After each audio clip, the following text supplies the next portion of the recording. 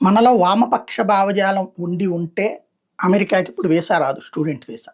అంటే తల్లిదండ్రుల నుంచి వారసత్వంగా అది ఉంటే.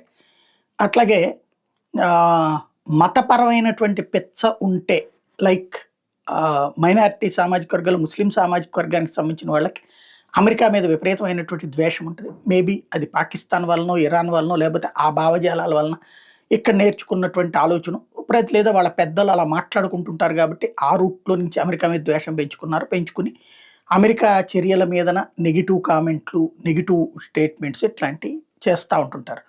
అలాగే ఆఫ్ఘనిస్తాన్ మీద దాడప్పుడో, లేకపోతే కనుక ఇరాన్తో వ్యవహార శైలి మీదనేవి. ఇట్లాంటి వాళ్ళందరికీ ఇప్పుడు విద్యార్థి వీసాలు కష్టం. మిగతా వాళ్ళందరికీ నో ప్రాబ్లం.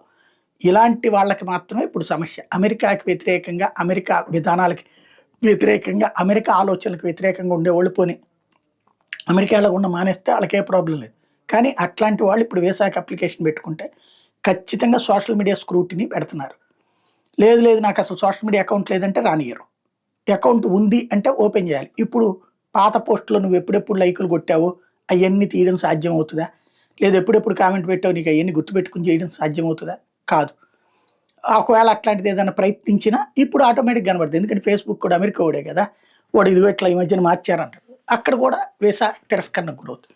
అలా కాకుండా ఎలాగైనా ఎక్కడైనా బతికేయడం, సరదాగా జోవియల్గా ఉండేటటువంటి వాళ్ళు, ఇట్లాంటి వాళ్ళకి ఏ ప్రాబ్లము ఉండదు వీసా అమెరికాకి సంబంధించి. ఇప్పుడు ఎందుకంటే స్టూడెంట్స్ వీసా అనుమతించిన సందర్భంలో, మళ్ళీ బిగిన్ అయిన సందర్భంలో ఇది కీలకం అనమాట.